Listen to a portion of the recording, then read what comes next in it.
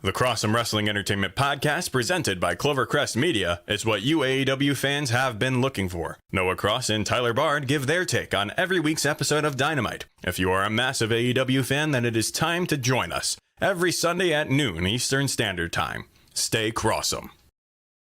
Ladies and gentlemen, this is our main event.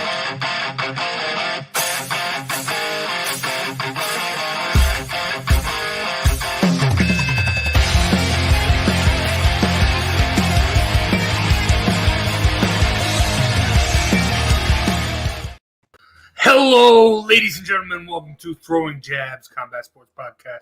I'm your host, as always, Big Jace, joined by my man, Jared Jones and Joe Aguirre. We got a lot to talk about.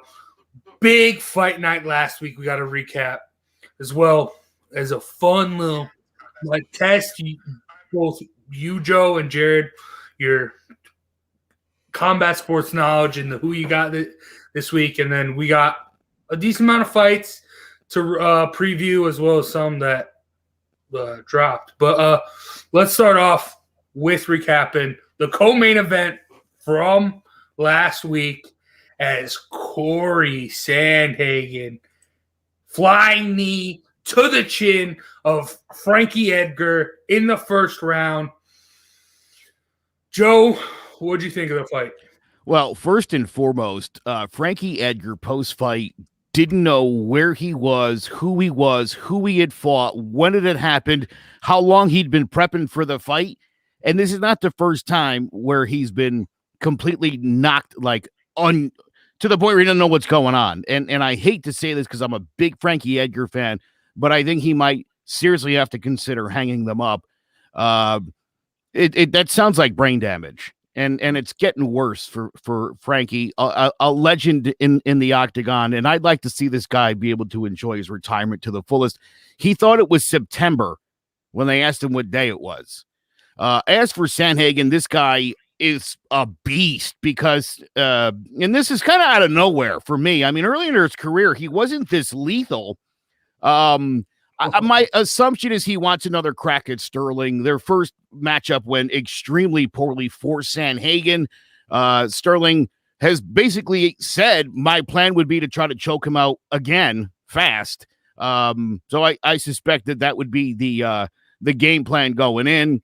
I think Jan is the better fighter between Sterling and himself, but I think the better matchup for Sandhagen is Jan. I'm sure he knows that. Jan is shorter. Sterling and Sandhagen are both sort of the tall, lanky types. So I think he'd love that matchup where he'd be able to use his size advantage over Jan. So that's who he'd, I think, prefer, but he's going to tell you he wants Sterling. I don't know if that's the right matchup for him, though. This was hard for me to see. I was really hoping that one more time we'd get to see the Frankie Edgar we fell in love with.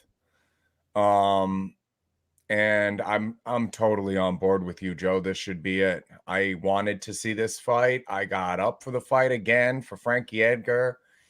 Big fan. I won't do that again. And I don't mean pick him to win. I mean be excited to watch him fight. The same can be said of Overeem. I'm done being excited watching them fight. I think what they're doing is dangerous to them as human beings, no matter how much I enjoy it as a fight fan. Yeah, I agree with that. And the one big thing, I do agree. I hope this is the end for Frankie Edgar because I can't see him go through this again. But also, looking back at Frankie Edgar's career, one thing the past couple years, his coach, Mark Henry, kept saying, hey, while I was at featherweight, hey, I think you need to go down. Hey, I think you need to go down. And, I mean, bantamweight was wide open. It was pretty wide open at the time. I mean, he had some good fights, money fights, like a TJ Dillashaw, a Dominic Cruz. But I don't know why he kept trying to stick around at featherweight. And, yeah, I mean, this is just too little, too late, trying to go down, trying to figure out where he fits in. And realistically, he doesn't fit in anywhere in the UFC. And it's time to hang him up. unless their UFC opens up like a Legends League and he could fight. I don't know. And is who that else. safe though? I mean, I see No. what they're doing. I like the idea, but you're talking about guys that are already in that category boxing against each other. I don't like it at all. No, Unless they have Work it a corner. scrap situation and they never boxed before and they're both 40, 50 years old and they're getting in a safer version of it. But I don't even want to see that. I wouldn't be excited about 50-year-old Frankie Edgar coming back for a Legends League fight against BJ Penn. I don't because as a fan, I like to see it. I like the guys. It would be fun. But as a human being that's been in there before and know what those shots feel like long term, too much mileage, man. The Legends that's a bad idea. I don't like it personally. Okay. And we're trying to get kids out of football. We're trying to get little 7, 8, 9, you're right. 12-year-old kids out of football, and you're telling me we can't pull 60-year-olds out of boxing. We've got a problem. Yeah, I get what you're saying. But, I mean, it really sucks. It's like, for Frankie Edgar, this is like an Anderson Silva kind of farewell. Like, you were at the top, and then you slowly went down, and now it's just going down. You know what I call that the Elvis effect. I like it. When I first went out, it wasn't pretty. Yeah, exactly. I've always said, you know, there were two moments in MMA where I felt terrible. One was when Dana White announced Anderson Silva was done fighting in MMA or UFC and was welcome to go elsewhere to do it. I mean, that's not how you want to see a legend go out. And the same thing with Chuck Liddell, who just suddenly started getting knocked out by anybody with a hand. I don't want to see that anymore. I don't want to see legends getting dragged away. I think that's horrible. And we'll obviously talk about Overeem in a minute, but I mean, somebody in Frankie Edgar's family needs to be like, bro, we want you to be here when you're 48, 55, 60. And at the rate you're going, that doesn't seem like, even if you're physically with us, that maybe mentally you won't be. Great career, legendary career. I don't know if this is where a sanctioning body needs to get involved and tell these guys and thorough medical reviews. But I mean, you know, we talked about Overeem just last weekend and the 17 knockouts, and I think there were an additional 4 knockouts in kickboxing or something to that effect. Yeah. That's a lot of knockouts. That's a lot of neurological damage. And at what point, you know, at what point do you step in and say something, or at what point are you just like, well, the guy could do whatever he wants? You know, I mean, I'm hearing Tyson Holyfield. Don't think I'm excited for that one at all. Not after watching Jones and Tyson. I don't want to see. My fear is that these guys, somebody's going to get hurt. Somebody's going to get hurt really badly. Well, and that's when people are going to want to do something. And it'll be way too late. You can't convince us we're not getting stronger. I think that's the problem with fighters, is they don't understand the physics of your chin and your brain and your kidneys, because when you punch something, your wrist gets stronger, your arm gets stronger, your forearm, your shoulder, the bones inside, the holes in the bones inside of your hand slowly close up and everything gets stronger and stronger and stronger and stronger. And you think when you stick your chin out there because you've got a good chin and you take a few, they're getting stronger. Your brain doesn't work like that. Your chin doesn't work like that. These guys are so used to every other part of their body getting stronger and stronger and stronger. Once the lights get turned out, it's going to happen easier next time. And there's less to go around upstairs. Yeah. So I think they get confused with that. Impact makes them stronger, stronger, stronger. Ali found out he could take a punch and he was like, watch how strong my brain gets.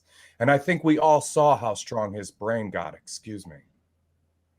Yeah, and I mean, also, this is where it's an individual sport. when it comes down to it, if a guy like Overeem gets knocked out and his coaches are like, hey, I think you should hang it up. I think it's time. And Overeem doesn't agree with that, he can just go to another gym. If you're in football and you get benched, you can demand a trade, but I mean, that's up to other people. Doctor. There's a doctor, I'll have to look it up, but he actually has built a makeshift mileage counter for fighters. And if you start using that, people like Frankie Edgar and Alistar Overeem are going to be at the top of the list of people like, hey, look at the miles you have. This doesn't make sense anymore. The lights, the fans, the money, man, you are going to live in darkness in your later years for the lights you are experiencing today. Hang it up, my friend. It'd be nice to see Dana get these guys some kind of administrative positions within the sport where they're helping out, making a difference. Look at Hardy and Bisbing. I mean, good for them.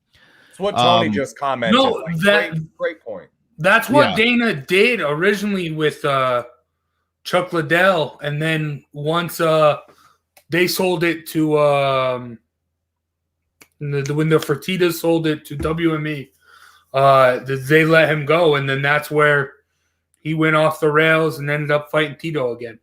So I mean, I do like that. I mean, even look at like the WWE, like they realize, hey, like guys like there was a time where Matt Hardy and other guys, when they get done and Vince McMahon goes, hey, I don't think you're not the guy you used to be, he will bring them in and get them into production and that stuff. So I think you do need to do that with some fighters. I mean, we talked about Paul Felder. We've spoken about Paul Felder a couple times on the show about how he's kind of like halfway in, halfway out, because he's got a great job announcing, but he still has that ability to fight. But let's move on to the main event. Now, Joe, I mean, I was the only one that picked Overeem. I mean, you guys all said that I saw this coming. And I mean, it is what it is. Joe, what do you think of the fight, and where do you think Volkov fits into the whole heavyweight title picture? Well, I did say second round knockout, I'm very proud of myself. Again, a big win for Volkov. One of Stipe Miocic's loss was to Steven Struve, a guy who Volkov absolutely annihilated. Don't forget, and I mentioned this last week, he lost to Derek Lewis in a fight he was dominating with 11 seconds to go. Shouldn't have got clipped there. He's better conditioned. He's got more stamina. And he fights a more controlled fight than Francis Ngannou. So an Ngannou matchup, if he survives early, I think he has the clear advantage like Stipe did in their matchup. The only guy I think that's a real problem for him is Curtis Blades, who in their fight took Volkov down 10 times. It was a decision win. And Blades wasn't going to throw hands with Drago. I wouldn't recommend that with a lot of guys. But to me, this goes to show how underrated Volkov has been this entire time. I think he's definitely a player, and he's obviously got an opportunity here to move up a little bit closer, and I think we'll eventually get his title shot. As for Overeem, yes, I think he needs to join Frankie Edgar in retirement. It's been a great career. He's been a legend in the sport and a ton of fun to watch, but I just can't watch this guy get knocked out again. I really can't. It's I don't enjoy it. It feels like a relative getting a 10. I'm like, oh no, it's concerning. So, but yeah, I think Volkov, he's been around the top for a while. I think definitely when you look at these guys after Stipe and Ngannou again, like, let's see where we're at. But I like Volkov. I think I do think Stipe's height might be an ish for him, but could be a fight down the road. Yeah, I don't like this guy at the upper echelon of that division. I think Stipe and Ngannou, I think he has gotten better, though. I agree with you. This is a really underrated guy you haven't heard enough about. And I'm done watching Overeem fight. I'm done getting excited about it. I mean, if he fights again, I might watch, but I won't be excited about it. There's that piece of me. It's like when your guy is winning a fight, the guy you pick, maybe it's the guy you know from the gym and he's winning, but he's beating the other guy so severely that you're still like begging for the ref to stop the fight, you know, knee on your knees in front of the TV, like somebody get this guy out of there and save him from himself. You know, there comes a certain point where no matter how much you want to see it, no matter how much you want the guy to win, unless you're a sociopath, like Joe says, you get to a point where you want to, the human being comes out of you. And you realize it's not just a fight fan where you're watching a cartoon or something and Bugs is going to get up and run away when they're done. You know, and the human being comes out of you and you say, this is, you know, enough is enough. I think we all draw that line at different places. But for me, Frankie Edgar, Alistar Overeem, those are the line has been drawn. And I won't be excited about your fights in the future. I'll be concerned about your older years. Yeah. To me, this fight was a passing of the torch fight for the gatekeeper. Well, Overeem, if you beat Overeem, you deserve the title shot. Now, I think Volkov's on that level. I don't think he's that good to necessarily. He might get a title shot down the line. He's not good to be a champion. But he is that guy where if you beat him, he's damn good. So if you beat him, I think you deserve a title shot. Do you agree with that, Jared? Yeah, I'll ride with that all day. A passing of the torch for the gatekeeper. I've never really heard that before, but if it doesn't fit here, it doesn't fit because that's exact. Those top 2 or 3 guys, I don't think he can be really competitive, but anybody who beats him deserves to fight one of those top 3 guys for sure. Yeah, I mean, there's also in an interview with I think it was Brett Okamoto, Dana White announced that the winner of Stipe Miocic and Francis Ngannou will face off against John Bones Jones. So, I mean, that's another person who's hopping the line and getting ahead of Volkov, which I don't think Volkov, it would be a great fight with him and Jones, but I do think Jones is better. Definitely well, better. so that also begs the question, what happens to John Jones between now and that fight and then 4 or 5, 6 months of training and healing to get. When is John Jones going to fight again? Yeah. Are we going to go 2 years without a John Bones Jones fight while he sits there and waits for it? I mean, are you serious? Is this really Dana's game plan? Because it's horrible. Yeah, I mean, if you look, if Miocic wins the rematch, he is the past. I don't even remember. He is fighting at a pace of 1 fight a year. So, like you said, that'd be he has this fight with Ngannou, and then we'd have to wait a whole another year for him and Jones. Yeah, I don't like that. But I mean, that's a whole different topic for another day. But those were last week's fights. Now let's get on. Let's have some fun. Because for the who you got this week, it will be Joe versus Jared in throwing jabs trivia. What a great name of this segment, the throwing jabs trivia. I could see you spend all night working on that. Yeah, I mean, hey, this is the pilot, right? I spent a lot of time on these questions, so I'm sure you did. I feel like on his sweatshirt at the bottom of the logo it says sweatshirt. You can't see the lettering at the bottom, but I think it's there. Yeah, hoodie. Is that what it says? Hoodie. Yeah. All right, let's do that. I kind of feel like I'm in a lose-lose situation here, though. At least for question 1. I'm gonna let you go though. Go ahead. All right. All right. Let's get into the rules though. Jared versus Joe. 3 rounds each. Each round consists of 1 question per person. If you miss the question, the opponent has a chance to steal. Round 1 will be boxing. Round 2 will be MMA. Round 3, wild card round. It's combat sports movies. We're gonna have Joe go first here. Okay. Why do I Starting go off. first? I don't know. Why are Coin you toss? complaining? Fine. You want to do rock, paper, scissors? No, Okay. let's just do it. All I'll right. go first. That's fine. Round 1, boxing. Now, both of these questions are going to be very similar. I'm going to give you 3 fights from a trilogy, and you got to tell me what trilogy that is. So, bout 1 was a 12-round unanimous decision for the WBA, WBC, and IBF heavyweight titles. Bout 2, 12-round majority decision for the WBA and IBF heavyweight titles. Bout 3, an 8-round TKO, no belts on the line. What trilogy were these two? Who were the 2 fighters in this trilogy? I think this is, I want to say, Holyfield. Did he? I'm trying to remember if he fought a trilogy. I think this is Bo and Holyfield. Is this? Did they fight? I don't remember if they fought a trilogy or not, which is why I don't want to sound like an idiot. I'm going to say Bo and Holyfield, but God.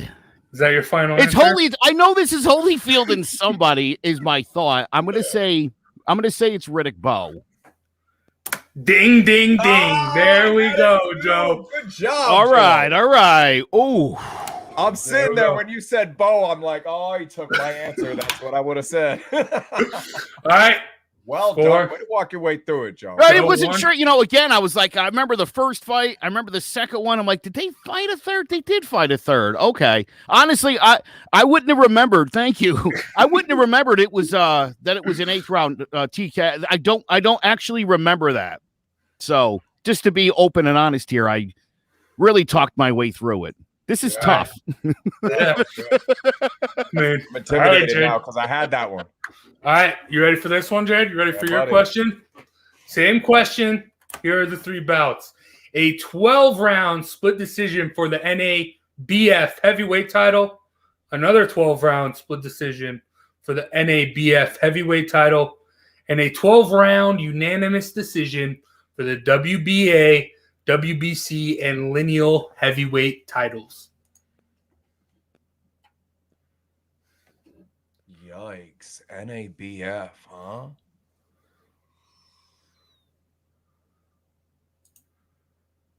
WBC and lineal.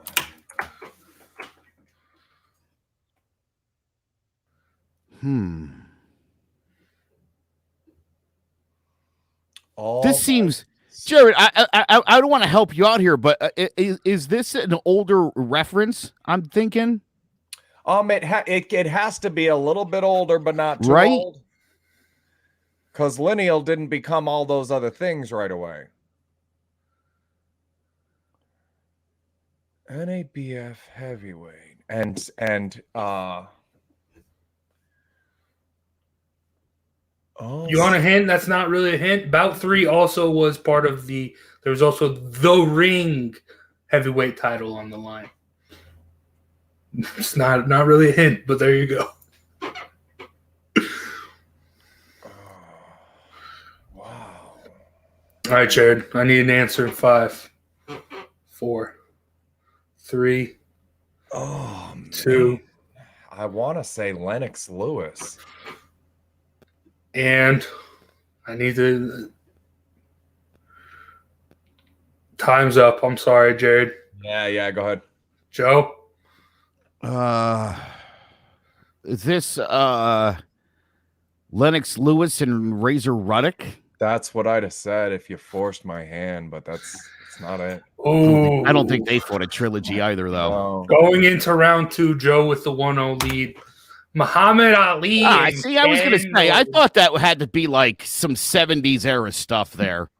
Wow. But again, I'm not sure. I'm not sure I knew these guys had a trilogy. I thought they only fought twice. Yeah, Norton won one of those split decisions. Yeah, but I just said boy, twice really too. If testing you it. asked me how many times they fought. Yeah, I mean, again, I'm like, as I try to run back all the trilogies, like, the ones that are really great are the ones you definitely remember. Some of these other ones, I'm like, Wait, did they fight a third time? They probably did. And in some of them, I think I was so uninterested in the third fight that it makes it kind of hard to remember. Tough to do 3 of them. Yeah. Hey, down 1-0 going out of boxing. This doesn't look good. Yeah. All right. But I mean, there's still more. Starting off round 2. Joe, you're up first in MMA. Which one of these UFC champions has not had a crossover to WWE/WWF? Dan Severn, Brock Lesnar, Cain Velasquez, or Daniel Cormier? Which one of these UFC champions has not had a crossover to WWE/WWF? Obviously, Brock Lesnar was in both. I think I remember seeing Cain Velasquez do some wrestling. So it's either Severn or Cormier, and I feel like I'm a big enough Cormier fan that if I had seen it, if it had happened, I would have seen it. So I'm going to say that Daniel Cormier has not had a crossover. Ding, ding, ding. You are correct. Come on! He was in talks to be a commentator for WWE when SmackDown switched over to Fox, but they were unable to get the deal done. All right, Jared, you need to get on the board here. Yes, sir. All right, here we go. Round 2. Similar style question. Which one of these former UFC champions has not had a role in a movie that came out in theaters? Not had a credited role in a movie that came out in theaters. Chuck Liddell, George St. Pierre, John Jones, or Max Holloway? What? What? Oh, come on. I know this isn't Liddell. I feel like it's not Holloway either. Man, could it really be John Jones, though? Yeah, I'm going to try John Jones. Jared, you're on the board. Hey! John Jones. Joe, would you have gotten that? No, I didn't. Honest to God, I thought this was a trick question. Have any of them been in a... I don't know. I don't think I... what did Chuck Liddell play? A biker? How high? Was he... Did he... Was he in... oh, God. He could have played Seabass in Dumb and Dumber 2. Kick his ass, Seabass. Yeah, he would have been perfect for that role. I'm assuming Georges St. Pierre was in something Canadian. I would. He was actually in Captain America: Winter Soldier. See, this is why I should start watching superhero shit. I definitely gotta. Yeah, I would not have known that. Right. I would have guessed Max Holloway simply because he's less Den of Thieves. Famous. Den of Thieves. That's what. Okay, I forgot the name. It was him and like 50 Cent, right? Jeez, I gotta watch more movies. All right. Oh, great. And this is the combat sports movie category. I hope this is a question about Rocky, because if it's not, I could be in some trouble. Come from behind, late knockout, kid. All right. Both these questions, similar thing. I'm going to give you the top 3 highest billed actors in the movie, and you're going to tell me which combat sports movie it is. Joe, your question is, name the movie Joel Edgerton, Tom Hardy, and Nick Nolte. This is a combat sports movie. Oh, jeez, Nick Nolte. Let me tap into my Nick Nolte knowledge. Is this a recent piece, or is this something that's... Both of these are recent. After 2000. That'll be a hint. That's a hint for both of you. Let me go through flipping through some movies here. I'm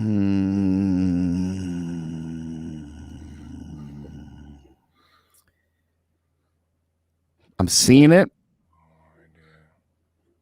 You have no idea either, Jared? I don't think so, no.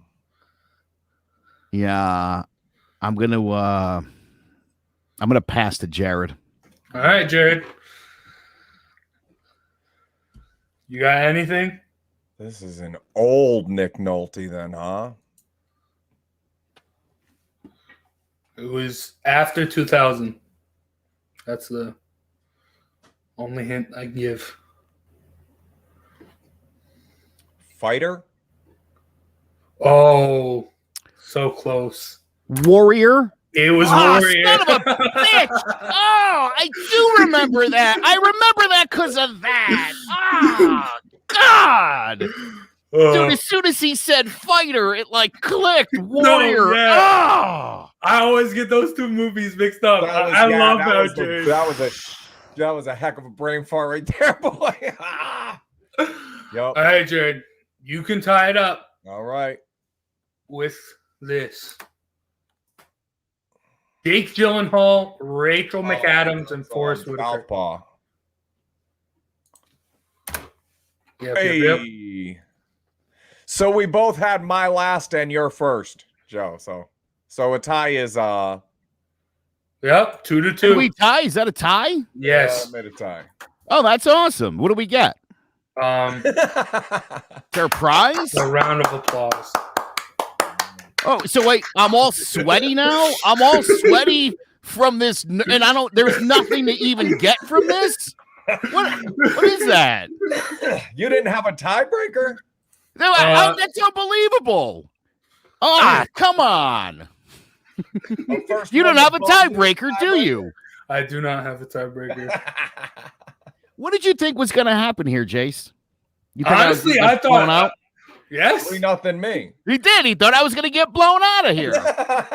I'm pretty disappointed, Jared, for not getting the Muhammad Ali and Ken Norton one. For him to get to come out of boxing 1-0, and we're done with the boxing questions. Man, I didn't feel comfy right then. I wasn't feeling real confident.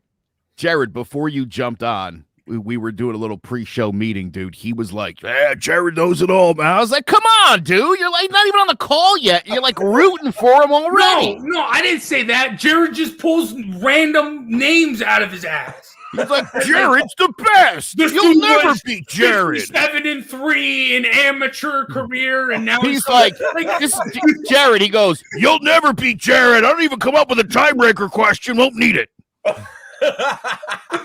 Oh, jeez. Okay. But now, that was awesome. That was fun. We got to do that again. That was fun. Oh, yeah, that was fun. All right. But I'm a tiebreaker for next time. I will. All right. Well, let's start off the recap. Joseph Jojo Diaz misses weight for his fight with Shavkatzan Rakimov. The fight's still on. Diaz will not be able to win the belt. Rakimov can if he wins. Jared, I mean, I know you've talked a lot about the only way a fighter should be able to lose the belt outside of the ring is on the scale. How do you feel about Diaz? Diaz's lack of discipline here. Don't push the glider so hard, you'll rock him off. So I don't think missing weight, man, is a real pet peeve of mine. We had a guy in the UFC do it by almost 4 pounds yesterday. And excuse me. This guy missed by almost 4 pounds. The UFC guy, Bobby Green, weighed in, walked back, dehydrated himself to make weight, walked into the back locker room, lost consciousness, and they canceled the fight. Now, I know right now at 42 years old, I haven't weighed in about 12 years for anything. But if I get on a scale and do some math, I will tell you what weight I can comfortably and make without jeopardizing my health. You guys should be in weight classes where you can comfortably make a weight and not jeopardize your health. I'm not going to sign a fight for 158 because if I try to make 158 right now, maybe I could, but I would hurt myself. It would be an unhealthy weight cut. So you're already making an unhealthy weight cut, and then you miss by 4 pounds. So the worst one was Floyd Mayweather fighting Marquez.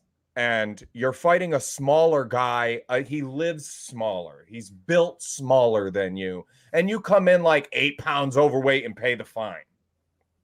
So this is either the guy not caring or the guy trying to get into a bracket that doesn't really fit him. But if we just keep going on with these fights and these, that fine for Floyd Mayweather was nothing. It's like, okay, I can have 8 pounds and be, $100,000 lighter, or be 8 pounds lighter and have that, well, bump that $100,000. This is a fight. I'll take the 8 pounds. So this is one of my, I hope you lose now, Diaz. I may have been rooting for you yesterday, but I'm not anymore. I wasn't enough of a fan for you to get away with missing weight and have me still root for you. That's bad, dude. You're a professional athlete. Thurman Thomas showing up without his helmet. Like, what are we doing here? You're a professional athlete. Make weight. Be ready for your fight. If you're not, move up a weight class. Jace's hero, Anthony Johnson, showed up 11 pounds overweight on more than one occasion.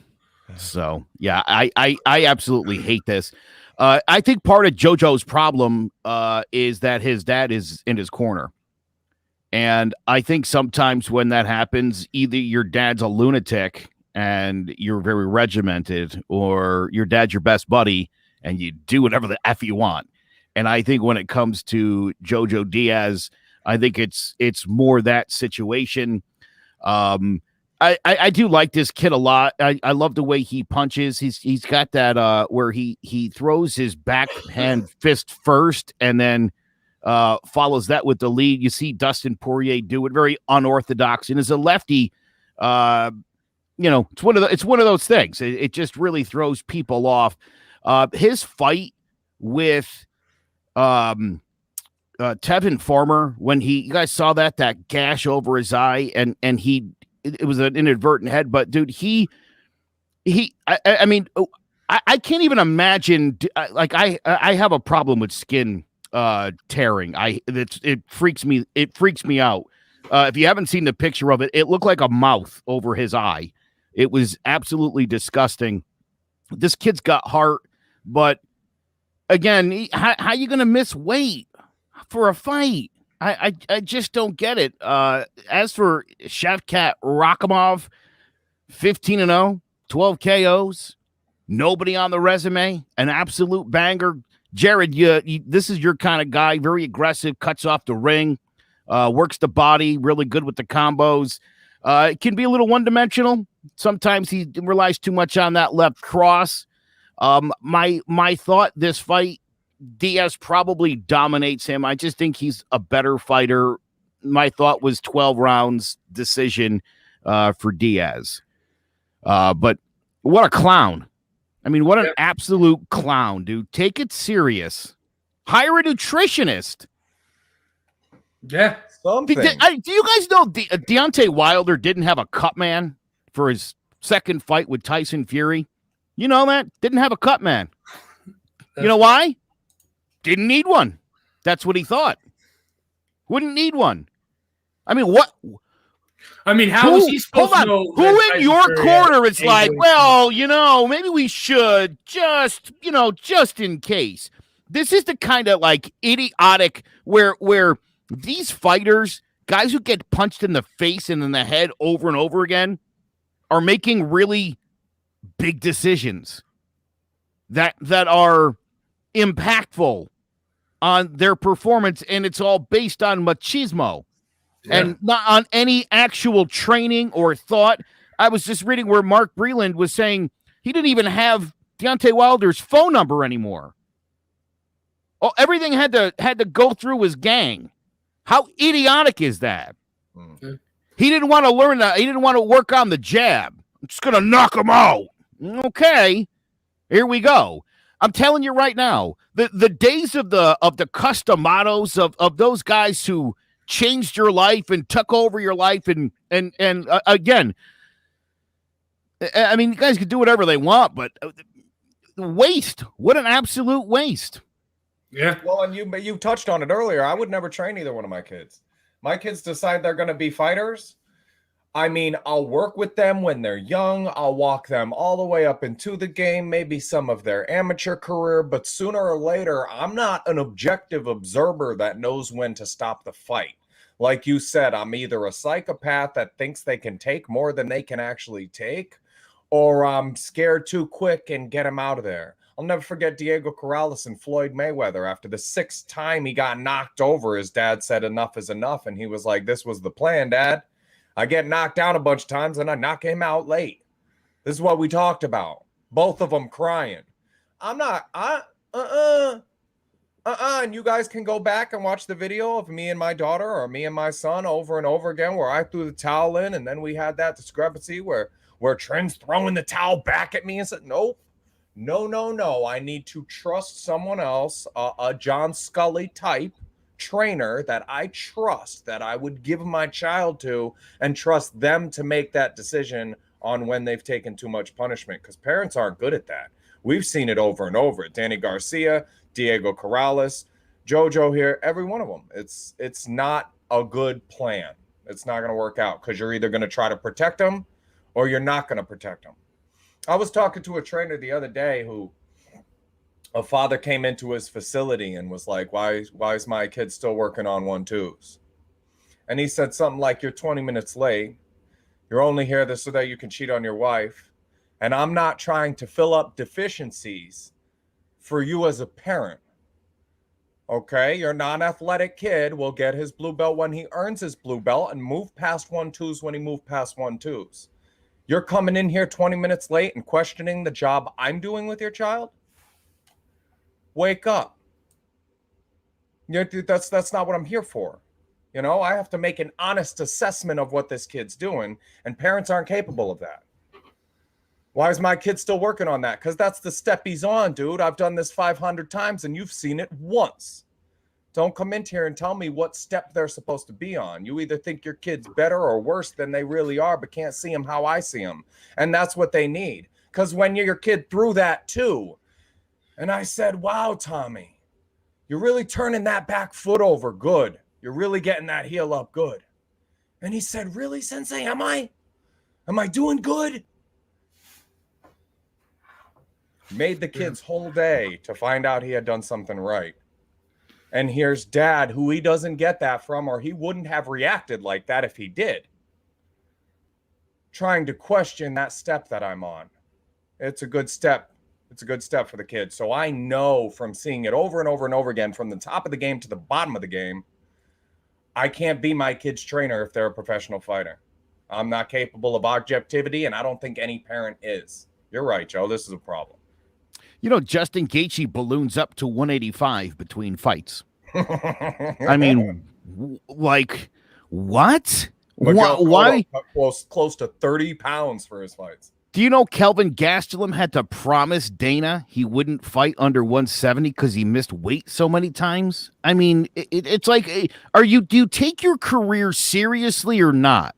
Because, and again, You've got some money. You can hire a staff. I mean, if your weight is an issue, you can bring a trainer in. Maybe start cutting weight, a little bit sooner. There's a lot of ways to handle this, and it's a growing problem. I'm kind of glad they did that to Diaz. I think that should become the standard now across the sport.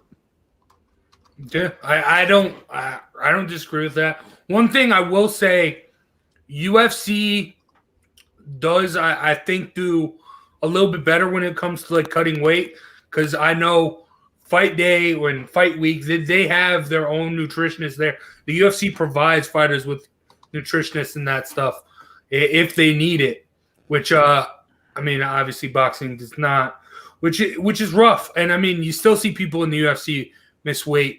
But one thing, Joe and I were talking about this a little bit before the show. Like, cutting weight, missing weight is a form of cheating. Yes. It's a form of cheating. If I would have saw Shavkat cut weight, miss weight. I wouldn't be mad. I'd kind of get it. Like, okay, you're trying to do whatever you can. You're not cheating. You're trying. He's trying to get this win. So maybe if he does win, we won't get the belt. But maybe he can leverage that one win to another actual title shot. 5 years from now, you'll look that up on BoxRec and it'll say W, and you won't care that he missed weight, and you won't care what happened. It'll say a win, and a win is a win is a win. Yeah, you're right. And I mean, it sucks that it's the champion and he's getting his belt taken away. But I mean, we talked about this deserved. I made an argument that the guys that are on drugs and found to use, like, taking an advantage in a sport where lives could be potentially put at risk, you should be charged. Attempted murder, assault, whatever it is. If you dip your wraps in plastic a la Margarito or Resto before him, you know, and that guy died. Connors had permanent brain damage. He ended up dying in a car accident, but his life was never the same. You can't take a sport like that and say, oh, well, I cheated a little bit, and pretend you were playing tiddlywinks or something. You, like, took a person's life away cheating. And that has the potential to happen when you're on steroids, when you're taking human growth hormone, when you're wrapping your wrists up in plaster. You could potentially take somebody's life away when you're playing a game like we're playing. When you're, you can't play boxing. When you're doing a sport like this, you have to make weight and you have to play fair because lives are already at risk even when you do. Yep, you're right. And moving on, sadly, we would have had two great boxing bouts, but the one that was going to go on ESPN, well, obviously, Jojo Diaz misses weight. That's one bad thing. But the one that was supposed to be on ESPN, Joe Smith Jr. versus Maximum Vaslov for the vacant WBO light heavyweight title. That's the former title that Canelo had. It is called off after Vlasov, however you pronounce it, test positive for corona.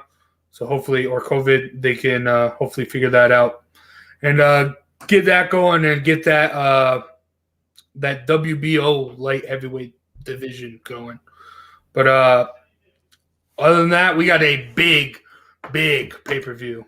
I mean, not big, but a UFC pay-per-view, to say the least. As we got Kamaru Usman versus Gilbert Burns, a fight that was supposed to happen almost a year ago at this point. Is finally happening. Joe, what do you think of these two matching up? I love this. Kamaru Usman, 33 years old, 6 feet tall, 76-inch reach, 17-1, 7 knockouts. Born in Nigeria, raised in Texas. I hate when I hear the fans chanting USA as if it's against him. He's an American, people. Went 53-3 in high school, 44-1 in college as a wrestler.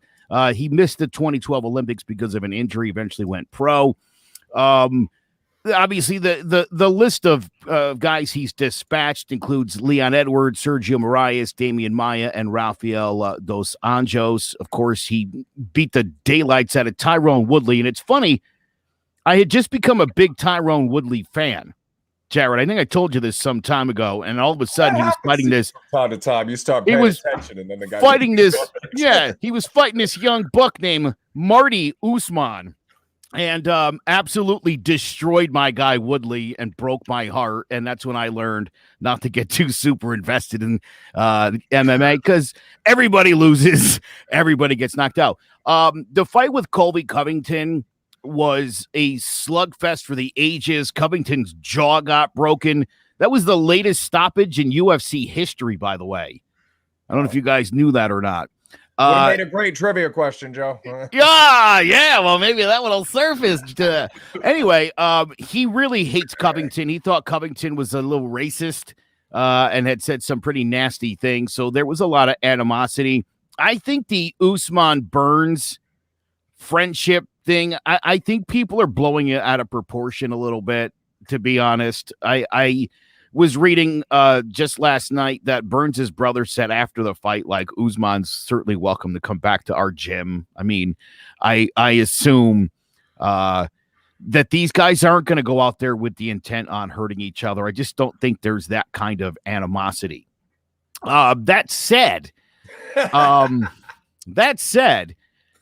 I find this fascinating. Kamaru Usman's takedown defense, Jared, is 100%. 100%. And he's got a 47% takedown rate himself, which for Burns, and these guys have spent hundreds of hours training in the gym together. Saw a great photo of Burns desperately trying to get Usman to the ground, and it doesn't look like he's making any progress whatsoever. Burns, by the way, is 34, and it was uncle. Burns. Burns was actually in the UFC before Usman was. He was already making bones. 5'10", 71-inch reach, 19-3, 6 KOs, 8 submissions. This guy is a second-degree black belt in Brazilian Jiu-Jitsu, one of the best practitioners of it in the entire sport.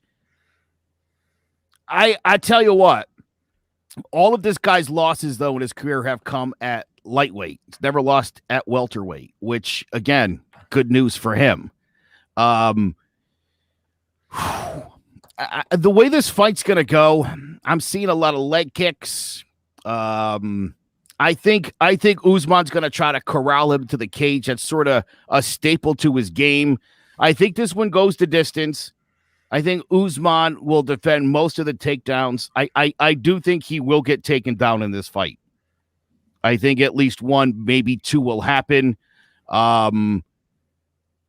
Yeah, I just think he's going to set the tone, control the pace. Again, what Burns needs to do here, I think it's in his wheelhouse, but I think there's a reason Kamaru Usman is the best welterweight in the world, and I think he wins this one, and I think it is a decision. What you got, Jared? Same thing. I agree with the fight synopsis. There you go, Joe. Usman by decisions. Listen, Burns is a good fighter, but you reminded me of something I'd always say to my friend Roshan. Now, Roshan's, he was about $155 and would fight anybody I'd put in front of him. Like, would just wanted to get in there and make his stones. He's 5-2 scrubs, I think. Great fighter. He's turned into something else. But I always used to tell him the other guy's zero. I don't care what your score is at the end of the game. If nobody lands any punches and it's a nothing tie, I'm good with that. If that other guy's number is 0, I don't care what your number is. And he fought like that was the case. He got hit very, very little. The further he went in his scraps the career, the harder he was to hit. He made that a staple of his game because at his size, I wanted that to be a staple of his game, especially if he's fighting bigger guys. I think that's what you get with Usman, is the other guy's getting 0. I'm going to get what I'm going to get from time to time, but the other guy's going to get 0. And when you look at the score at the end, likelihood is I'll have more than 0. So, yeah, Usman by decision. Yeah, I mean, Usman has come out and said when he was on his way to the belt, he's like, hey, I'm not the most spectacular guy to watch. You might not like watching me, but I'm doing everything right. I'm not getting hit. And he's not. He's taking people down, not getting taken down. He's not getting hit. I mean, he is – honestly, he does kind of have a little bit of a Bud Crawford type of vibe. He's doing a lot of things really, really well when he steps foot in that octagon. But for some reason, just when it comes to the public and pop culture and everyone around him, I feel like there's a little bit of a disconnect. You agree with that, Joe? Yes, very much so. I'm doing everything right is good. And look, I mean, again, this thing, the media is trying to make this a more contentious situation than it is. Yeah. I mean, it's very natural if you're going to fight somebody or if you suspect, You're going to be fighting your sparring partner that one of you has to go somewhere else to train for it. I think they're the head of their group is sitting this one out. Didn't want to pick a side here. So look, he's a really good fighter. He does a lot of good things. I think though, here's the other thing. I think people who watched the fight with Covington might have been a little confused by what Kamaru Usman's all about. Again, there's a reason that these two trained and sparred together for a long time. These are both really great, get down on the ground kind of guys. And I think the two biggest fights of Usman's career that we all recall off the top of our heads are the Covington fight because of what a banger it was. And again, it was only a banger because he wanted to hurt Covington because he doesn't like Covington. Mm-hmm. And the other one is Woodley, who to this day, I can't explain how he got so outclassed and so thoroughly dominated. But Kamaru Usman is like again, I think this is going to be such a great fight. I love the idea of these two going at it, and I think when the fight is over, I think they're going to be just fine. I think there's going to be hugs and handshakes, assuming it's a 5-down, it comes down to decision and they're sweating it out to see who won it. I think it could be that kind of fight. Yeah, and I think one thing that does suck about this fight is I don't think this is going to be like a casual person's fight. This isn't going to be a brawl. It isn't going to be bloody. It's going to be very meticulous, very thought out, very it's going to be interesting. It's going to be a great fight for us because we love MMA. We understand the intricacies of the wrestling aspect and everything else around in the grappling. But casual fans, I don't necessarily think they're buying this pay-per-view for this fight. There was a point for me where I felt like I was boring. I was proud of my boringness. I grew to a point as a fighter where I was trying not to get hit and taking what was given to me and really playing the angles, and turned into a totally boring fighter. Not fun to watch, but I'm proud of that. I'm a jabber. I'm a counter puncher. I don't get hit a lot. Good defensive skills, good feet, and boring as hell to watch. And I like it. And I think that's what you're saying. The casual fan might not be excited here, but Usman, if you can appreciate what this guy does, Floyd gets a lot of that. Oh, he ran. Did he? In a 20 by 20 foot to 18 by 18, he ran. How far did he run? That's the other guy's fault for not being able to cut the ring off. How far can you? 18 feet? That's not a long run. You're talking about 5 steps here. There's not a lot of running. So if you can't appreciate the art form, I'm with Jace. This might not be the fight for you, but if you can, and you're missing Usman fights, you're missing out on one of the greatest technicians we have right now in combat sports. Yeah, and there are some other solid fights on this card. If you are a casual fan, you're probably going to love that Calvin Gastelum, Ian Heinisch fight.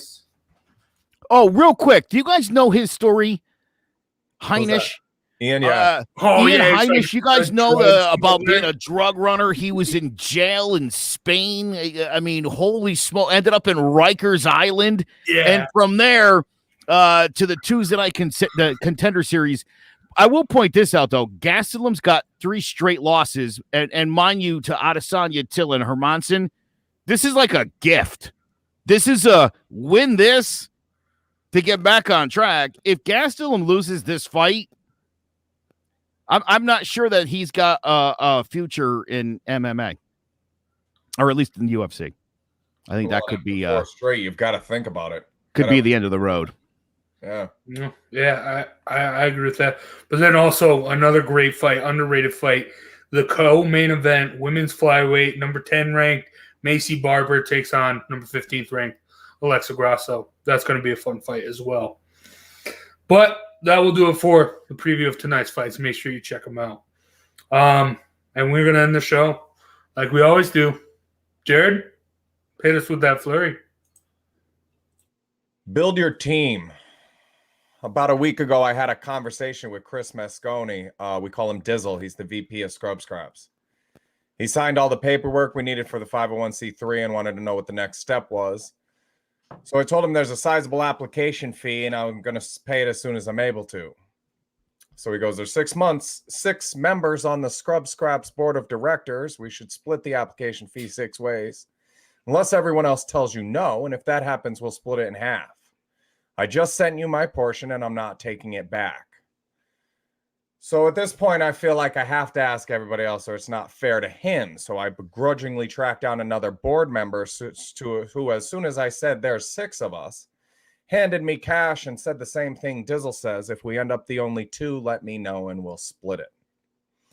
So I'm still all sorts of uncomfortable, but I'm growing in confidence and call another member. Sent a text that said, I need to borrow your laptop, get this dollar amount from you and a signature. He didn't ask what any of it was for. The text back I got was, I'll be home after 1. When I called Dizzle back to tell him the responses I was getting, he wasn't surprised. He told me when he sent the money, he felt like he was almost robbing me. He said, I hung up and laughed and celebrated. I considered that few bucks I sent and how lower a number it was to really be able to turn around and feel like I have buy-in for Scrub Scraps. I was like, that's what it cost me? And now I forever get to say I'm a part of this thing?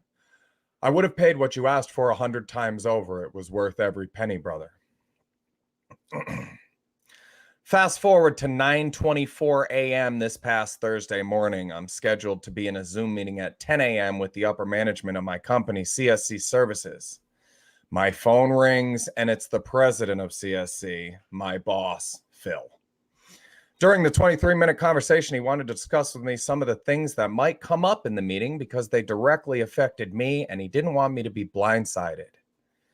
He also said he wanted me to pretend these things didn't affect me, to be objective and see if I could help with solutions. He said, I think you're really smart and I respect your opinion. So this restructure may or may not affect you in the future, but we need a system that works out for everybody's best interest. And I want you to help me build it because I see you as a permanent part of what we're doing here.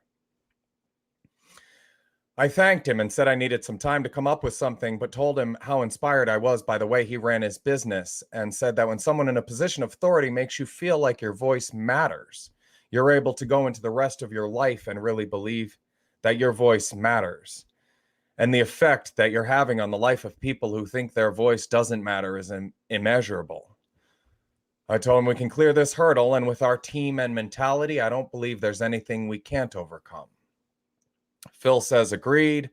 Very well said. Hey, 7 minutes until our Zoom starts. Said, mad love, man. I'll see you in there. You too, brother. And we hung up. As soon as I hung up the phone, it rings again. This time it's my father. Hey, son, I just wanted to ask you to call Dizzle and thank him for me. I know he never gave up on you. There were times I felt like everyone else did. Even me. I remember driving to visit you in prison and thinking that you were going to be a bank robber or some kind of master criminal because you're so smart and so talented. But at that point, I'd somehow become convinced that you would never use any of these things for good. I had given up, but I know Dizzle never did. He was always there with you. He always believed in you.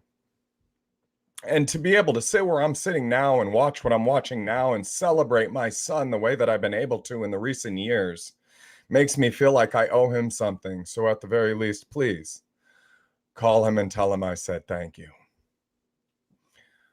I told my father I loved him and had a meeting and hung up the phone. And you won't believe this. As soon as I hung up the phone, it rang again.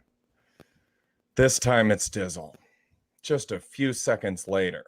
So here I am, a mess. Hello? What's up, brother?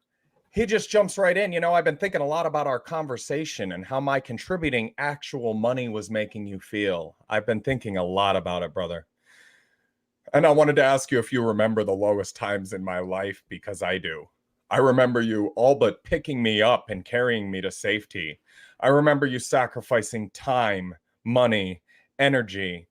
And I remember as clear as any of those things what you told me when I asked you how I could ever repay you. You said be happy and successful. My time, my money, my energy, when it's given to you, it's an investment in you. I don't want my time, my money, or my energy back. I want you to be successful and happy. Those things I'm sacrificing because I love you, and you pay me back with your personal happiness and success. Said when you said that to me, it made me feel like my voice mattered. It made me feel a way that nobody'd ever really made me feel before. So I promised myself that day I was never going to let you down. I told myself you were part of my family if I had any family at all. So don't minimize the honor and privilege it is for me to have the opportunity to be there for you and to invest in your happiness and success. And after those 3 calls, I mean, all I could whimper out to Dizzle was, I wish you'd called me after my Zoom meeting. So we laughed and hung up, and I clicked the link for my Zoom meeting with fluids pouring from every part of my face, and somehow this became the most comfortable part of my day. Because I was able to keep my emotions in check, but I didn't feel like I had to. I knew the people around me would be willing to make the sacrifice and hear me out if I needed that time. I was joining a Zoom meeting with coworkers, but if I needed them to be my friends first, they would have. Logging into a work meeting in the condition I was in and completely comfortable that the people around me were going to support me and walk through it, no matter what I was going through, whether it had anything to do with CSC services or not. So thank you, Phil, Dad, and Dizzle for the phone calls. And thank you, Dane, Chris, Lori, and James for the level of comfort I felt going into our meeting. Tears and snots and all, I felt completely comfortable with my team because that group of people is invested in my personal happiness and success. CSC Services is building something really special. CMG Network is building something really special, and Scrub Scraps is building something really special. Find your Dizzle, your Dane, your Joe, your Jace, your Chris, Lori, James. Find the people that are willing to sacrifice their self for your ultimate success and happiness, and surround yourself with people like that. Surround yourself with people like that. Thanks, guys. Clovercrest Media Group presents a CMG podcast. Keys to the City. Keys to the city, baby. When you see us, so you know. Crossed up by Kobe, little floater to Shaq, and then Shaq goes like this, and the rest is history. Pay attention. Don't tell me what to do, Devil Woman. Speaking of those Lakers, but I hold on, stun. But I didn't make my. I said Denver's gonna win. Yeah, you did. You said that. There's no other show like that. Clovercrest is doing great things right now. Streaming everywhere. Thank you very much for that, Flurry, Jared. Throwing Jabs, the only combat sports podcast where you laugh, we argue, we yell at each other, and we cry. Is brought to you by Clovercrest Media Group. Make sure you check out clovercrestmedia.com for a plethora of other podcasts, not just sports, political, true crime, any podcast, any subject you want to listen to a podcast about, it's there. And if not, you can go there and start your own. So make sure you go to clovercrestmedia.com. Thank you, Jared. Thank you, Joe, for joining me. Thank you, everyone, for listening and watching. And we hope to see you next Saturday. Make sure you enjoy tonight's fights. Take care, everyone. Ladies and gentlemen, this is our main event.